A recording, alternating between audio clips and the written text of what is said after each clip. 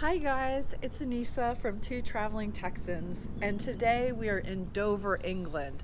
Behind me, you can see the port. It's a gorgeous day, and our first stop is actually to see the White Cliffs of Dover. We're gonna walk along the cliffs, and then hopefully, if we're lucky, we're gonna do a tour of the tunnels. That should be really interesting. And there's also a lighthouse, so hopefully we can get there as well. Let me show you on the map. So we are here by this visitor center, and we are going to walk along the cliffs to this fan base shelter entrance. And I'll tell you more about that when we get there. And then hopefully we'll have time to also go see the lighthouse, which is about a 10-minute walk further. We're really lucky with this weather, so we better take advantage of it. Let's get going.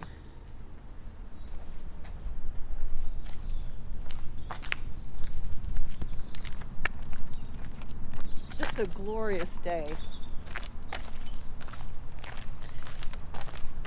So I haven't been to the cliffs yet. It's my first visit, and Russell, my English other traveling Texan, hasn't been either. So it's going to be an adventure. I'm excited. So behind me you can still see the port, but over here a little bit, I'm not sure if I'm pointing in the right place, but I'm sure you see it. That's Dover Castle. We're going to be going there later, and I'm really excited about that because you know how I love castles. And the other thing we can see now, might be hard on the video, but let's see if you guys can see it.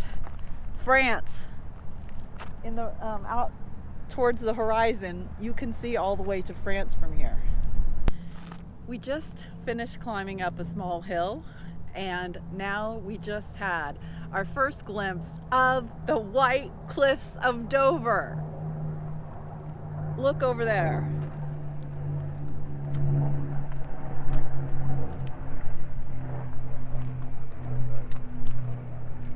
How gorgeous is that? So now the path is a little bit closer to the edge of the cliffs, and we can have an even better view of the White Cliffs. You can really see how white they are.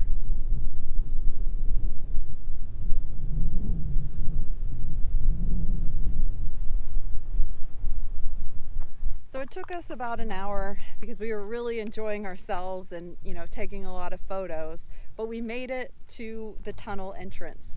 And I think we might have actually been the first people here. They don't start tours till 11 a.m. It's about 10:20 or so right now, and we decided we'll just get tickets for the second tour at 11:30 so we can have time to see the lighthouse and then come back and do our tour of the tunnel. We're gonna try to film and show you guys the tunnel too. It's gonna be dark, so I'm not sure how well it's gonna turn out on the GoPro, but we'll do our best. We're almost to the lighthouse, but look at the color of this sea. It's almost like a turquoise. Not what you would expect to see in England, huh? And then here, like I said, we're almost to the lighthouse.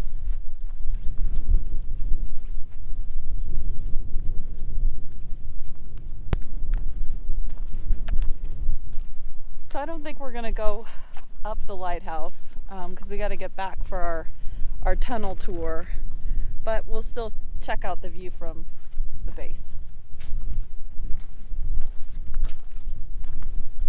And the lighthouse actually doesn't even open till 11.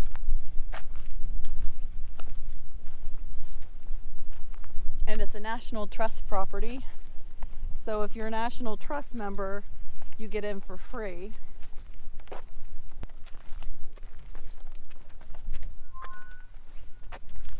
This is what they call a kissing gate.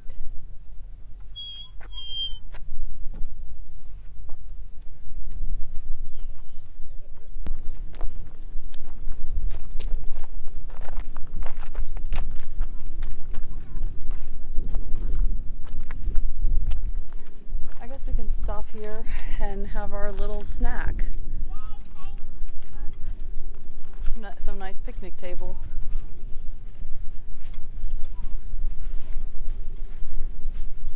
They do have a tea room here, but we brought our own.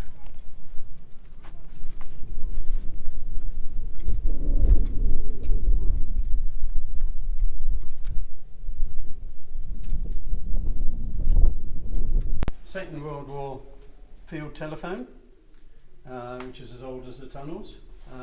So we ring back just to say that we're down safely. Very technical. Okay, so we are back now to the 1940s. This is exactly as the army left the tunnels at the end of the war. And this is exactly how it was built, with one or two exceptions which I'll talk about. So in 1940, as we were looking out to sea, we could see the coast of France. That was where the defeated British army and the remnants of the French army who could be evacuated had been rescued from Dunkirk. Winston Churchill was Prime Minister. He came down to Dover. He was interested to see what defences there were. They were expecting invasion at any second from France. So he looks out to sea, as we could do today. He sees all the ships going up and down the channel, and he turns round to the assembled generals and admirals that he had with him, hanging on every word. He says, "I hope, gentlemen, those are ours," i.e. our ships. And of course the answer was, "No, sir, they are the enemy." So he was very annoyed. He dashed off lots of his usual instructions and said, "I want guns all the way along the coast here." So work started in November 1940, and in 3 months, 100 days, all these tunnels were dug, the guns were installed, and they were ready to fire.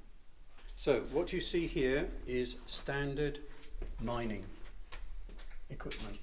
So you've got the steel ribs and you've got the corrugated metal backing. This is the original stuff. The corrugated iron is in beautiful condition. It's obviously a much thicker coating than you would buy nowadays in B&Q or wherever. So that's almost perfect, still exactly as it was. One group of soldiers, conscripted miners, would have dug the tunnels, lined them. Another group would have laid the concrete floors and would have supplied water, electrics immediately afterwards. Okay, so we'll head this way.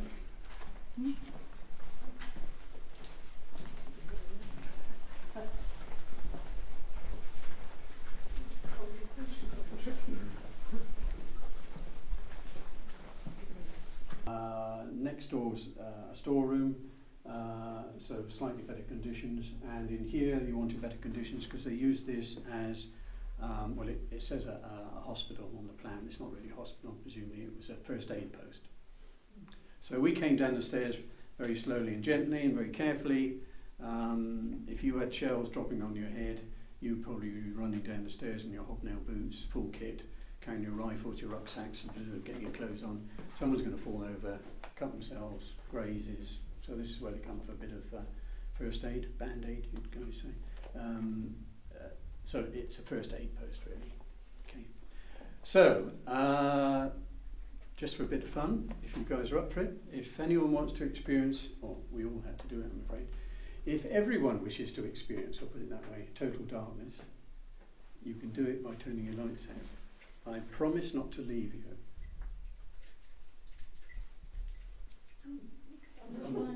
Keep going. Yeah. You have to do 2. That's it. And again. And again.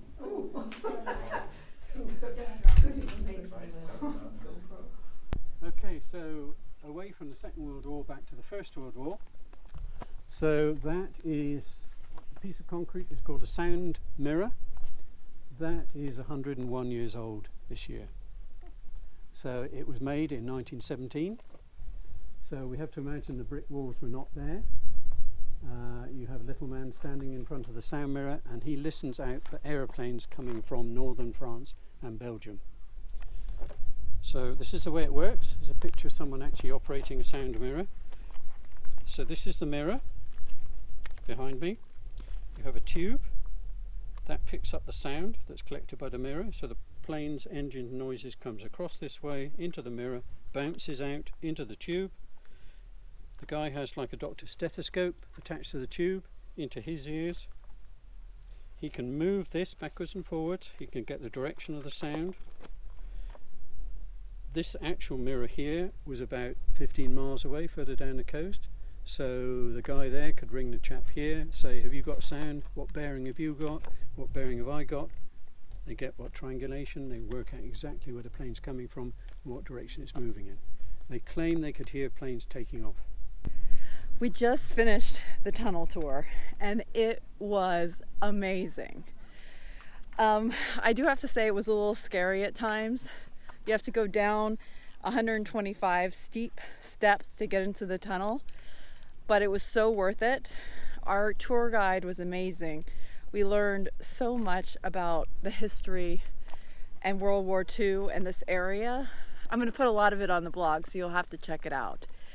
Then the tour was actually supposed to be 30 to 45 minutes. It lasted actually a little over an hour. Then we climbed the stairs back up and I'm still trying to catch my breath a little bit. And now we're gonna head back to the car. But I definitely recommend, if you come to the cliffs, you've got to do that tunnel tour. It's fascinating. We have had a fabulous day at the White Cliffs of Dover. You really have to come and visit for yourself. Do a walk along the cliffs, see if you can see France, take the tunnel tour, and check out the lighthouse. I'll have a lot more tips and a few more pictures on my blog, so you'll have to check that out, twotravelingtexans.com. If you like this video, give me a thumbs up and subscribe to my channel. Thanks, and I'll see you next time.